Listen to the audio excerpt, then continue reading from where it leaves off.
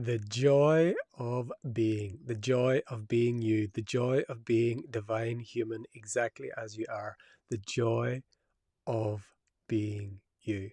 This is what we're sharing today. This is what we're embodying today. And this is what we're inviting today.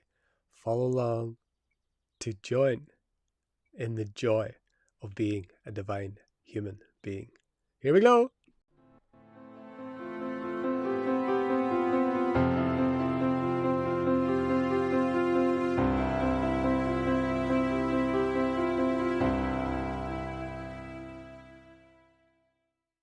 Namaste and welcome everyone. This is day number 160 of 365, A Life of Bliss 365. One quote every day from the book A Life of Bliss, the living transmission. Channel through this one from our dear non-physical friends and teachers AnandA, here to assist us, humanity, in remembering who we are and why we are here. And today we are here for the joy of being, for the joy of being itself, for the joy of being you, for the joy of being yourself. The joy of our being is not determined by the circumstances of our life. The joy of our being is an overflowing, an ever-evolving, expanding wellspring from within us. Joy is our true nature. Bliss is our true nature. Now, it doesn't always seem like that. It doesn't always feel like that. It definitely doesn't appear like that. If we look at the conditions of the world, we would say it's the opposite of that. But the truth is, joy is our true nature. And 333, just as we speak it, 333, the Ascended Masters giving a nod. So today, the quote is about the joy of being. And so we invite you to set aside the judgment of appearances, set aside the challenges of the human condition, set aside what it has been appearing, and come inside to the source and substance of all that we are. So let's get right into the quote for day number 160.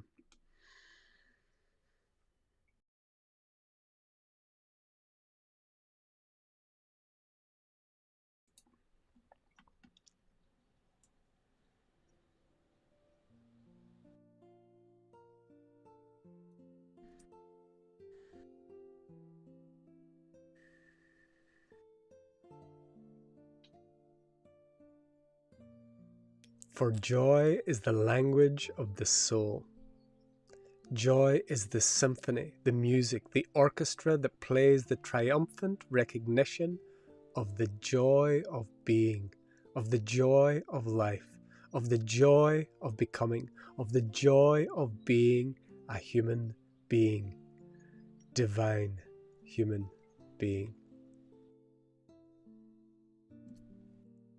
So this is the short quote contemplation for day 160, and we're on this joyful chapter 15, and the theme is joy and laughter and smiles. And so the invitation again is to find this wellspring. When joyful moments appear, they're spontaneous. They're an opening. They're in moments when we least expect. It's when our heart opens to the joy that is always within us. Joy doesn't come from outside. Joy, or anything that we are looking for, actually doesn't come from outside. It seems that way. Outer circumstances seem to open and close our heart, and seem to be, when we get what we want, we're happy. When we don't get what we want, we're unhappy. And when we're in a circumstance or an environment with people that we love and agree with us, we're joy is arising. And when we're challenged and things are going against us, we are in a state of lower vibration. But the truth is, the inner being, the internet, the inner truth is always joyful, is always blissful. And this is true for everybody. And again, let's get real about it. The human experience does not appear to be that way. The human experience does not feel that way. It's because the human experience is a clothing, is a mask, is a cover of the joy of our being. What's appearing in the world now doesn't look anything like joy. Well, you can see, what is in the mass collective. There's a mass transformation. There's a huge amount of shift. There's a huge amount of war as the time we are recording this. There's war, there's separation, there's falling apart. That which is falling apart is actually a coming together of a birthing of what is new. What is falling apart is the old. And what the old will not go without kicking and screaming. The egoic mind virus, thought form that creates separation and perpetuates separation, and the energies and entities that divide and conquer and rule through those beings on the planet who would seek to suck the joy from you, divine human being, are falling away, and their powerlessness is being shown. It has been seen that there never was powers that be. They were never powerful. They were always leeching. They were always taking and sucking the power from those creative beings who are all the creative beings on the planet, and that their energy has just been taken. But it's been taken through ignorance. It's been taken through a non-knowing of oneself. And the joy of our being is not dependent on anything. It's not dependent whether some entity or energy is trying to suck our energy. We can still be joyful. The energies that feed on lower vibrational energies cannot take our joy, cannot take our bliss, cannot remove us from what we are, because what we are is what we are, and all that can do is give us a reflection and a projection and a magnification of what we are not, to try to get us in a lower state of vibration so that we feel separate, so that we feel afraid, so that we feel that we are separate from our joy, and these outer circumstances have my joy hidden in them, and I need to change these outer circumstances so that the joy can come to me. No, this is the ruse. This is the way we have been manipulated as a human race. There are energies that seek. As soon as we get on these live streams, funny things start to happen, and we start talking about rascals, but let's continue. As soon as we recognize that all of those energies cannot take from us, that cannot affect us, they cannot control and manipulate us, if we know who we are. I know who I am. I know who I am. I am pure love. I am pure love. I am joy. I am truth. I am that I am. These energies have no creative power. They have only the energy of the leech, of siphoning, of manipulating, of coercing, of trickery. The joy that we are is always here. The joy that we are is so. It's within us. It is us. It's our nature. It's our being. And it's only when we are outwardly focused on the holographic projection that can show great horrors and can show, there's no denying that this world is very real and very visceral, and you can see human suffering and you can feel human suffering. And if you have a beating heart, you will feel empathy for what is appearing. But do not feed that energy. Do not fight that energy. Be what you are. Be the truth of who you are. The joy of your being is not dependent or cannot be controlled by any outer circumstance, because any outer circumstance that would seek to control has to believe that it is separate from its source, because that source is the source of everyone and everything, even that which believes that it is not. The source of our being is joy. The source of our being is bliss. The source of our truth is love. We are love. I am pure love. You are pure love. At the core of everything we are seeing is pure love. Even the darkest dark, at the core, there is love. But there is love that is shrouded. There's love that is layered on layer and layer and layer of distortion and fear and separation. But we don't have to fight the fear and the distortion. We just have to look from where we are, not look out there trying to get to where we are not, or trying to fight what we are not. We at 11:11, 333 11:11. Hirawakiti warama ansarati wachia parakiti umakiti shasetrwa yanaka ira ura in shasamraki ito osh yatawa ambaki I hatawra ante ishasata emraka oyetiwana. We are beings of joy. Every being, their core is love, the core is bliss, the core is joy. We're not here to change apparent others. We're not here to change the apparent world. We're here to be who we are. Remember who you are. Remember why you came. feel and see and know and confirm that your joy, your peace, your happiness, your bliss is not in the world. It never was.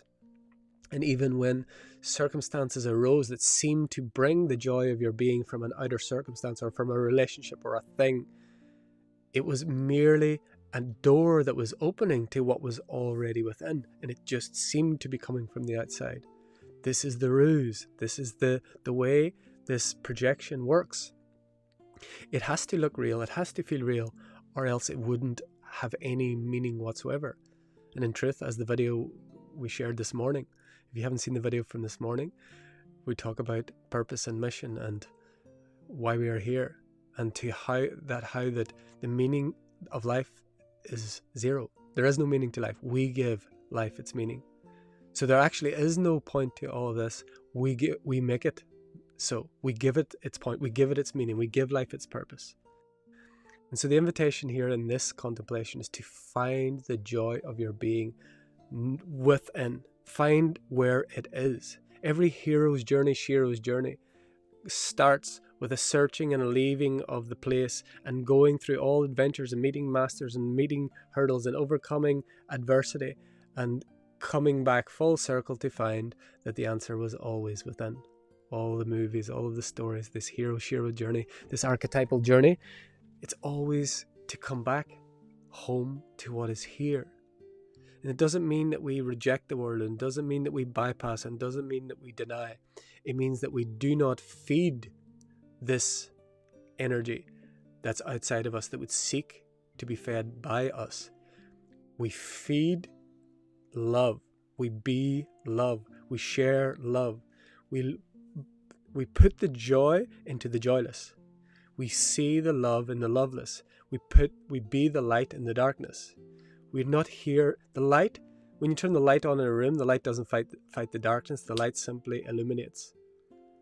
And if a room, let's say this is very apt for something on the planet now. So you think about these long drawn out conflicts. Think about a room in an old house or an old castle. And let's say it's been in darkness. It's been abandoned and it's been in darkness, like a cellar room or something like that. And it's been abandoned in darkness for 60 years, 70 years, 80 years, 100 years, 1,000 years, doesn't matter. And someone goes in there and lights a light. It doesn't take time for that darkness to leave. It doesn't matter how long a conflict's been going on. It doesn't matter how long the darkness seems to have held that space. When you go in and turn on the light, when you go in and be who you are, you're self-luminous. It illuminates. The dark is not battling the light. Don't fall into this trap, this spiritual ego trap of good versus evil. And that doesn't matter if that's a level of human or the level of extraterrestrial or the level of angels and demons and the level of God and Satan, whatever, multidimensional levels, whatever. Don't fall into it. This is all a spiritual ego trap. Whatever level you talk about it, there's no good versus evil. There is love, and there is love hidden. There is love and love that we cannot see underneath many and various ways in which love can be hidden and love can be diverted from. But the joy of our being is already here. It's already so. And it's important again in this theme of not bypassing and not ignoring and not just giving high spiritual expressions in times of war and times of deep human hurt and suffering. But it's also not time to feed that energy with the energy of battle, with the energy of good versus evil, the energy of we're the chosen ones, we're the ones that are awake and those are the ones that are asleep. People just don't, well, it's people. Don't realize when you fight war, even if it's for the good fight, you're feeding war. The energy that feeds on war loves protest, loves freedom fighters, loves those who are fighting the good fight. If you are to be on the front line of something, You need to be so connected with your heart that nothing that is appearing in front of you can touch you. You need to be in the way the people that followed Gandhi were, that were able to give up their lives in the face of violence. There are very few people on the planet. This one is definitely not one of them. That's how I know I'm not there. But if you're on the supposed front line, to not add to that, you have to be able to look at the darkest dark and not be touched by it, and not want to fight it, and not want to fix it. Because all we do is add the energy that is feeding it in the first place. Add the energy that is literally feasting on separation, on fear, on war, on separation. So the joy of our being is always intrinsic. It's always so. It's always inside. It's always here. It's always now. And it's not dependent on outer circumstances. Outer circumstances can distract us and take us away and make us temporarily forget. But the joy of our being is a blessing unto the earth. It's a blessing unto those who cannot see the joy, who cannot feel the light, who have forgotten who they are, who feel separate and feel the need to control and manipulate and hurt and harm others. The joy of your being, love is the only answer. Joy of your being, bring joy to the joyless, bring light into the darkness. Be who you are. Don't try and fight the appearance of who you are not. Allow the joy of your being to be the greatest healing. Love is the only answer. I am pure love. You are pure love. We are pure love. And we includes everyone,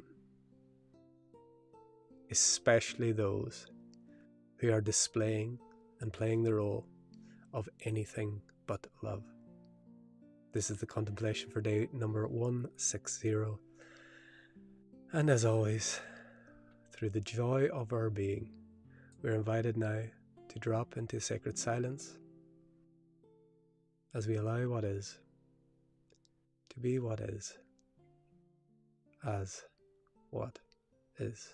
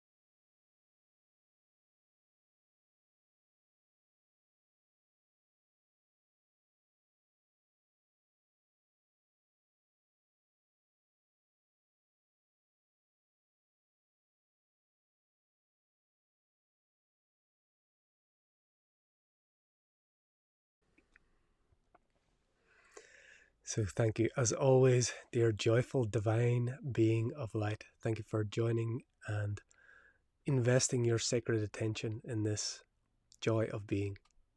We are here to remind you of the joy of your being. We're here to show you that the joy of your being is always inside. It's always here. And you are a divine human being. And the joy of your being is within you no matter what happens out there. And it is always true, and it is always so. And no matter how you've forgotten, and no matter how it seems, it is always there. In the silence, it will be revealed. In the stillness, it is felt. In the truth, it is known. So we are love streaming every day at 3:33 UK time. All quotes are coming from the book, A Life of Bliss, the Living Transmission. And we will continue this every day. So come back tomorrow at 3:33 UK time. If you're watching on replay, put in the comments when you're joining, where you're joining from. And for those who have eyes to see and ears to hear, please share it with them. Like, comment, subscribe. Put any questions, any challenges, anything that you wish to share with us. We are open and we love to hear from you. And until next time, from my heart to yours, The divine in me sees, loves, and honors the divine in you. Namaste. We are